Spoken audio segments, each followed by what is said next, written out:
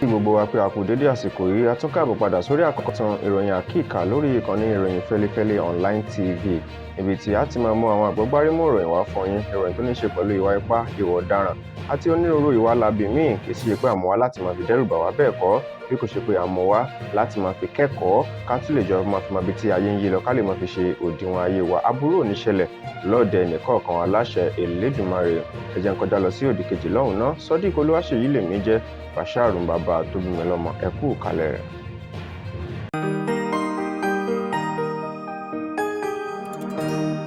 Ìròyìn Fẹ́lifẹ́li TV, àjààbálẹ̀ làwọn ìròyìn ti wà, máa wò lóòrèkóòrè.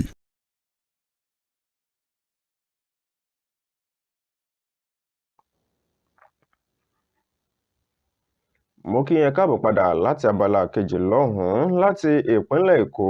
ilé-ẹjọ́ ju arákùnrin kan sí ẹ̀wọ̀n gbére látàrí wípé ó fipá figẹ̀tilẹ̀ lára ọmọ alábàágbélépọ̀ rẹ̀ tó jẹ́ ọmọ ọdún 9 ọmọ obìnrin, gẹ́gẹ́ bí onídàájọ́ Abíọ́lá Ṣọládòye ti ilé-ẹjọ́ tó ń rí sí ọ̀rọ̀ ìfipábánilòpọ̀ àti ìtàkùrọ̀gàn ilé tó ń ṣẹlẹ̀ lábẹ́lé nípínlẹ̀ Èkó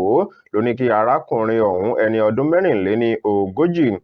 Otto Edeti kí ó máa lọ sínú ọgbà ìtúnra fún gbogbo ìṣẹ̀mí ayé rẹ̀ yòókù látàrí wípé ó fi tìpátìkúùkù jẹran sunkún sí lára ọmọdébìnrin ọmọ ọdún 9 tó jẹ́ ọmọ alábàágbélépọ̀ rẹ̀, ọmọ neighbor rẹ̀. Gẹ́gẹ́ bí onídàájọ́ ọ̀hún bí wọ́n ṣe ń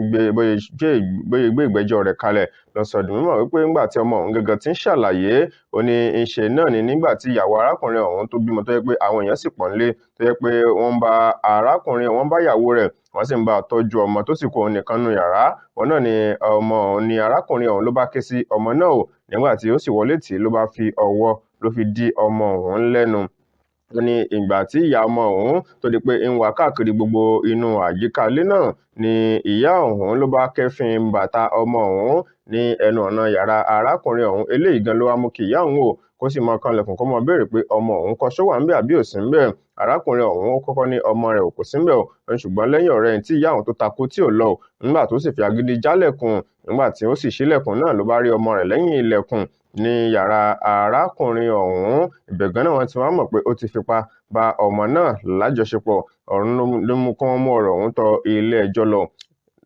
Láti ibẹ̀ náà ni lẹ́yìn ọ̀pọ̀lọpọ̀ ìwádìí látìgbà tí wọ́n ti fi kélé òfin gbé arákùnrin ọ̀hún tó ti ṣẹ̀ṣẹ̀ náà látọdún 2020 sí 2021 tí wọ́n ti kọ́kọ́ fi kélé òfin gbé ní àdúgbò Solomon Toríọlá ní agbègbè Ọlọ́rundá nípínlẹ̀ Èkó. Náà ni ìṣẹ̀lẹ̀ ọ̀hún tó ti ṣẹlẹ̀. Ní báyìí ilé ẹjọ́ ti wá ní kí arákùnrin náà kó lọ máa lo ìṣẹ̀mí ayé rẹ̀ tó kù nínú ọgbà ẹ̀wọ̀n kó má dé mọ́ láéláé. Láti ìpínlẹ̀ Anambra, ẹ̀fún eléyìí ni àbẹ́ẹ̀dì kò mọ̀ ayé èèyàn níbi ọmọ ìǹspẹ́tọ̀ ọlọ́pàá bó ṣe yìnbọn tó sì fi já okùn ẹ̀mí lẹ́nu bàbá rẹ̀. Gẹ́gẹ́ bí ìròyìn ti ṣe fi léde wípé ọjọ́ ìsinmi tó kọjá lọ náà ni ìṣẹ̀lẹ̀ ọ̀hún tó ṣẹlẹ̀ ní ìlú Ọ̀kà tó ṣe lùlù ìpínlẹ̀ Anambra, nígbà tí ọmọdékùnrin tó jẹ́ ọmọ ọdún 10 tó jẹ́ ọmọ ìǹspẹ́tọ̀ ọlọ́pàá tí ó ṣàdédé tó yìnbọn tó ń fi ìbọn bàbá rẹ̀ ṣeré ìyún AK-47 tí ó sì dédé lọ tẹ ìbọn ọ̀hún tó sì yìn mọ́ bàbá rẹ̀ tó bá a látọwọ́ ẹ̀yìn tó sì gbẹ̀mí lẹ́nu rẹ̀. Wọ́n ní orúkọ ìǹspẹ́tọ̀ ọlọ́pàá ọ̀hún Okole Ameche náà ní orúkọ ìǹspẹ́tọ̀ ọlọ́pàá náà. Wọ́n ní kódà nígbà tí ìbọn ọ̀hún gan tó bá bàbá ọ̀hún, ìbọn náà ó tún bá ọmọ kejì tó jẹ́ àbúrò ó bà á ní apá yìí tí orúkọ tiẹ̀ tún jẹ́ Emmanuel. Gẹ́gẹ́ bí wọ́n ṣe fi léde wọ́n ní nígbà tí bàbá ọ̀hún dé ibi tó sì gbé ìbọn rẹ̀ sí, òun náà lọ́mọ ọdún 10 yìí ló lọ síbẹ̀ tó sì lọ́n fi ìbọn ọ̀hún ṣeré. Wọ́n ní bàbá rẹ̀ wá mọ̀. Wọ́n ní eléyìí nígbà tí bàbá tí ó fi kẹ́fín sí ìgbà tó gbọ́gbà ìbọn wípé ọmọ ọ̀hún tó sì ti tẹ̀ àtẹ̀yìn níbọn ti bá bàbá tẹ́lẹ̀mí sì gbà á lẹ́nu rẹ̀ lẹ́sẹ̀kẹsẹ̀. ọmọ kejì tí mọ́ bà lápá ọ̀hún bẹ nílé ìwòsàn báyìí tó sì ń gba ìtọ́jú lọ́wọ́ báyìí ẹni tó jẹ́ agbẹnusọ fún iléeṣẹ́ ọlọ́pàá nípínlẹ̀ Anambra SP Tochukwu Ikenga ó máa fìdí ìṣẹ̀lẹ̀ náà múlẹ̀ wípé lóòótọ́ ni ìṣẹ̀lẹ̀ náà ló ṣẹlẹ̀. Òní wọ́n sì ti gbé òkú arákùnrin ọ̀hún lọ sí ilé ìgbókùpamọ́sí tó jẹ́ ti ìjọba báyìí. Ìṣẹ̀lẹ̀ náà ló ṣẹlẹ̀ ní ọjọ́ 15 nínú oṣù kẹfà yìí. Ní báyìí ọmọkùnrin ọ̀hún wọ́n ti gbé òkú rẹ̀ lọ sí ilé ìgbókùpamọ́sí tó jẹ́ ti ìjọba. Lákòótán nínú àwọn ìròyìn tó tún gbẹnu tán tí ń bẹ lọ́wọ́ mi lásìkò yìí náà níbi iléeṣẹ́ ọlọ́pàá nípínlẹ̀ Anambra bákan náà bí wọ́n ṣe fi kélé òfin gbé àwọn ọmọ ẹlẹ́gbẹ́ òkùnkùn 6 kan ò níbi tí wọ́n ti gbé ń ṣe ayẹyẹ ìbúrawọlé fún àwọn ọmọ ẹgbẹ́ wọn míì tán fẹ́ darapọ̀ mọ́ ẹgbẹ́ òkùnkùn ọ̀hún gẹ́gẹ́ bí iléeṣẹ́ ọlọ́pàá ìpínlẹ̀ Anambra bọ́n ti ṣe fìdí ẹ̀ múlẹ̀ wípé lásìkò ìgbà tí wọ́n pàráàrò ìlú ọ̀hún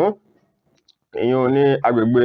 Nwafia níjọba ìbílẹ̀ Njikoka ní ìpínlẹ̀ Anambra òun náà lọ́wọ́ ti tẹ̀ wọ́n ní ṣáájú tipẹ́tipẹ́ náà ni wọ́n ti ń dọdẹ àwọn kọ̀rọ̀sí ọ̀hún ní gbogbo agbègbè náà tó sì jẹ́ pé wọ́n ń dọdẹ wọn nígbà tó wà fi di ọjọ́ tọ́wọ́ wá tẹ̀ wọ́n gangan wọ́n ní ìṣe náà ni wọ́n tún lọ sí ibẹ̀ gẹ́gẹ́ bí ìṣe wọn láti lọ ṣèbúra wọlé fún àwọn ọmọ ẹgbẹ́ wọn míì wọ́n níbẹ̀ náà ni wọ́n ti fi kélé òfin gbé wọn ní nǹkan bíi aago 9 ààbọ̀ àárọ̀ lọ́jọ́ ìsinmi tó kọjá lọ tó jẹ́ ọjọ́ 15 nínú oṣù kẹfà tí a wà yìí wọ́n nígbà tó sì kó gbogbo wọn wọ́n bá onírúurú àwọn nǹkan ìjà olóró lọ́wọ́ wọn bíi àdá ìbọn àti kódà wọ́n bá ọkọ̀ Lexus kan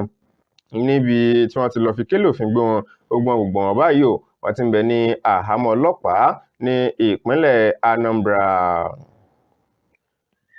Àwọn ìròyìn àkíkà ọ̀hún kò ní jù báyìí lọ fún ti tàsìkò yìí lórí ìkànnì ìròyìn Fẹ́lifẹ́lẹ́ online TV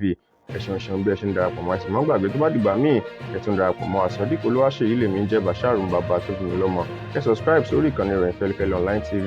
ire àti àánú Olúwa ọba fún abẹ́nìkọ̀ọ̀kan àgbẹ̀ ó dàbọ̀.